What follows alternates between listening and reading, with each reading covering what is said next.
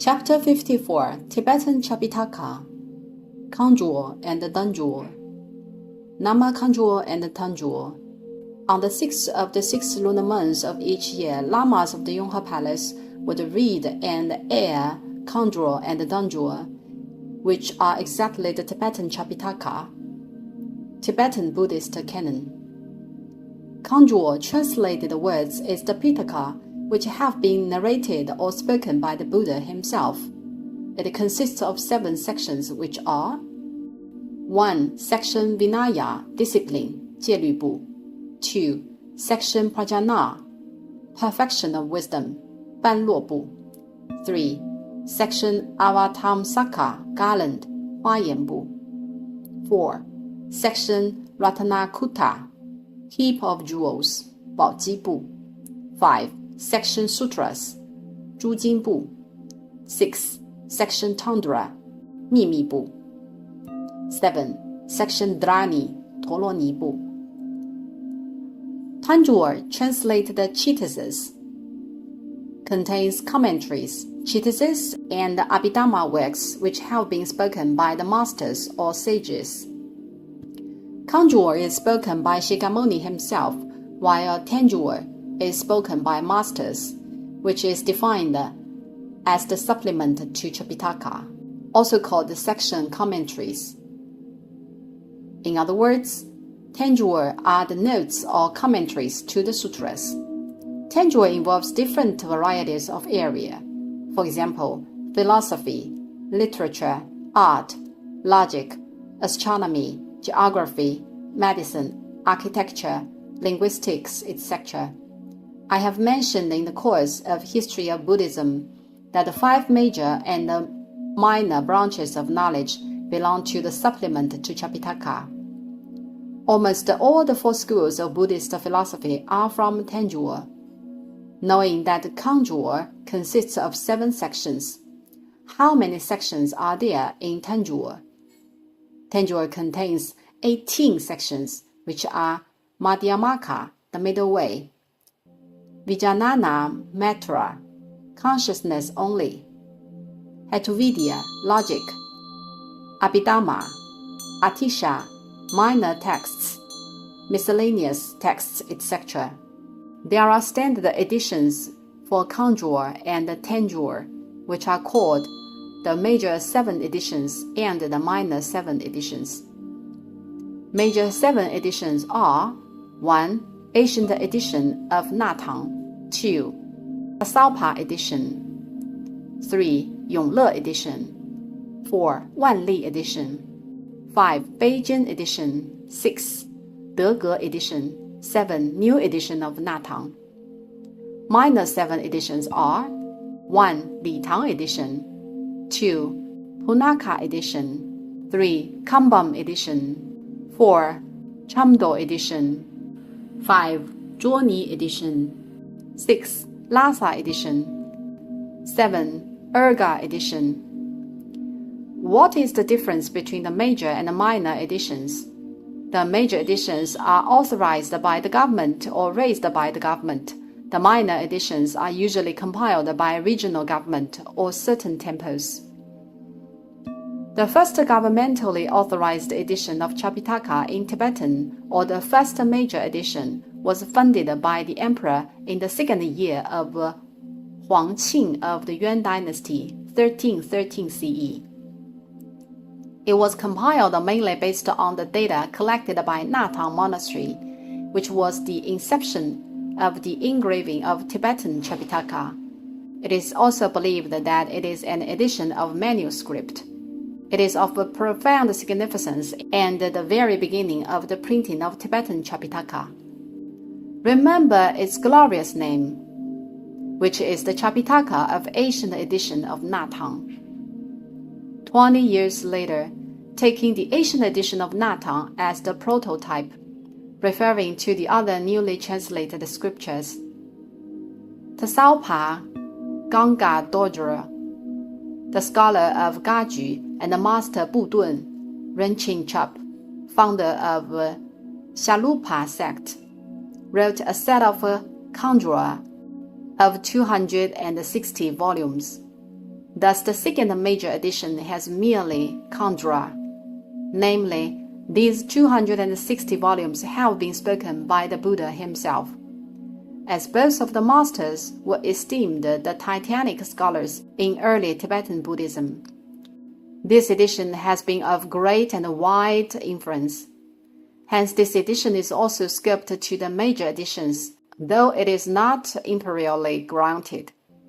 The imperial edition of the Yuan dynasty is called the Asian edition of Natang. There are another 2 official editions in the Ming dynasty, right? You must be curious about which editions they are. One is Yonghe edition and the other is Wanli edition, as both the Yonghe and the Wanli emperor were enthralled and obsessed on Buddhism. The original scriptures of these 2 editions differ from the Asian edition of Natang, but were scriptures collected in Tibetan area ordered by the Ming imperial household and then edited and compiled in Nanjing. Yonghe edition is printed by imperial order in red Chinese ink, Wanli edition black Chinese ink. When it dates the Qing dynasty, there are additionally 2 editions made by imperial order. One edition is engraved based on the edition of Xialu Monastery, as said in foregoing paragraph, the one made by Master Budun. Khandra was engraved in the Kangxi dynasty, Tenjue the Yongzheng dynasty. Since these 2 editions are made by the order of the Qing imperial household, they were translated and printed in the specialized hall, which is the Hall of Martial Valor, Wu Ying Dian. They are of exquisite quality as they are made to be presented to the emperor to read. Titled with the name of Beijing edition, they are considered to be the most luxury edition of all the Tripitaka. Of the Beijing edition, Khandra is printed in red Chinese ink, Tenjue in black Chinese ink, as they were engraved in the Focang of Zhangjiahu Tuktu, which is the Songzhu temple. Both the second and third Zhangjiahu Tuktu have resided there. Hence, the Beijing edition is also called the Tripitaka Songzhu edition. The 2 sets of Tripitaka preserved presently in the cabinets of west and east hall of the Yonghe Palace are exactly the Songzhu edition, Khandra of Kangxi edition, and the Tenjue of Yongzheng edition. As mentioned previously, that the position of West is superior to the East in Tibetan Buddhism. Therefore, Khandra, the Buddhist scriptures spoken by the Buddha himself, are placed in the West, while Tenjue, supplement to Tripitaka, is placed in the East. When it dates the 8th year of the Yongzheng Emperor, 1730 CE, the last edition was formed after the name of New Edition of Natang, which was based on the ancient edition of Natang and combined with subsequent editions as supplements. That's all for the editions made by imperial orders. However, only 6 editions are narrated so far. The 7th of the major editions is called Dege edition, which was compiled based on the ancient edition of Natang.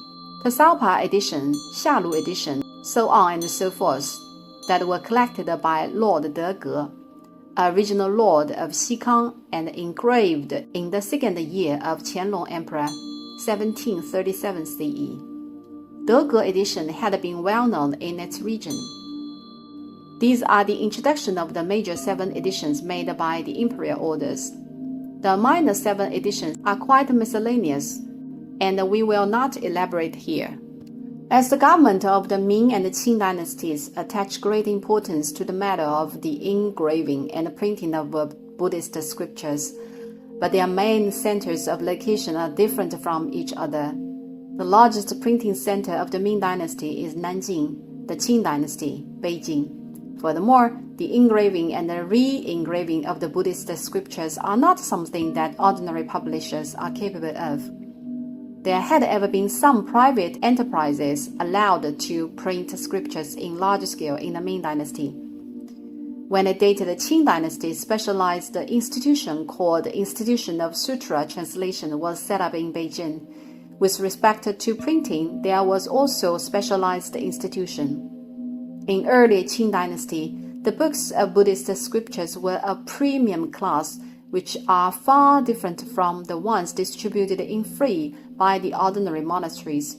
Titled with an exclusive name called Edition of the Hall of Marshallville, which means they are printed by the Hall of Marshallville. The Hall of Marshallville took charge of stelae, inscriptions, and many other assignments. Tripitaka in Tibetan differs greatly from Tripitaka in Han Chinese in terms of contents. The former is much vaster than the latter, as Tibetan has an outstanding advantage which attributes to Tibetan, the language itself.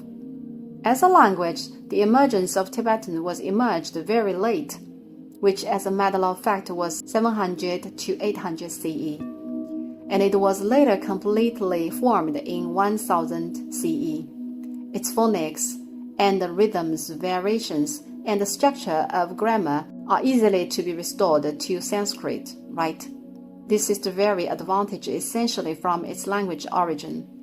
Besides, its translation adopts a method based on dictionary, which means dictionary is prior to translation. Thus, Tibetan Kangjur and Danjur have always been the reliable study objects for Buddhist scholars due to its rigor in interpretation. Han Chinese Tripitaka, however, is well known that one certain sutra, like Vajrachachatika Prajna Paramita Sutra, has 7 to 8 translation versions, and some sutras have even over 20 versions, the quality of which entirely depends on the literary skill of the translators. The text of Tripitaka is enormous. Kangjur has 108 volumes, Tanjur 207 volumes. Just imagine the situation that with so many volumes, you pull one from the cabinet and you try to put it back after reading. It is quite hard to tell which place to put it back. With more books taken out, how would you do if the books are jumbled? Hence, at that time, the disciples have already considered all the details. There are icons printed on the book side of each volume. The scripture books are presently wrapped by cloth. If not observing from the side, the image of Mani with Padmasana, a felicitous pearl of the lotus throne, will demonstrate itself as a whole pattern by putting Kangjur and Tanjur in order. All the sides are printed with image, and when the entire set of scriptures are combined in order, an image forms, equipped with which it is quite easy to tell the wrongly placed books. Now let me articulate the art of printing of Tripitaka. Due to the printing of the Tripitaka, the Yonghe Palace has collected an enormous number of antiques, which are the engraved blocks. The engravement of Tripitaka does not utilize movable type printing, but whole block printing. Hard words like pear words and the birches are chosen. They would be shaped to block first and then boiled with medicine. Next, they need to be dried for several years and then polished to the blocks with 2 smooth sides. This is how the scripture block made, which is ready for text inscripting or paintings engraving. As far as the whole set of Tripitaka, 1 page of Buddhist canon is exactly 1 scripture block. The number of pages of Tripitaka is exactly the number of scripture blocks. Baoye in the inscription of Cilong Baoye on the archway of the entrance of the Yonghe Palace refers exactly to the scripture blocks, patra engraved with sutras. The method of printing is modeling the one of patra, the most ancient printing type of Buddhist canon. Some wealthy disciples today are still collecting scripture blocks. The number of the scripture blocks the Yonghe Palace collects is 19,000 blocks, which sets the record of China, and they are of super high class. Some folk amateurs also collect scripture blocks in huge numbers from monasteries. These blocks are not of high class.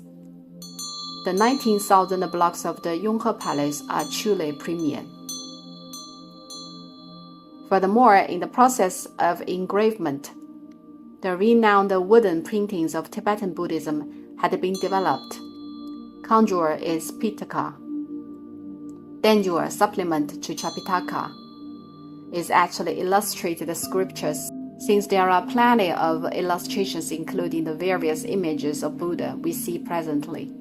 They are all copied from Tanjore. For example, the 1,000-armed and 1,000-eyed Avalokiteshvara, statue of Master Tsongkhapa, and the sutras of Shakti, etc. Again, there are quite a few places collecting scripture blocks. However, the quality and the class of the blocks vary from each other.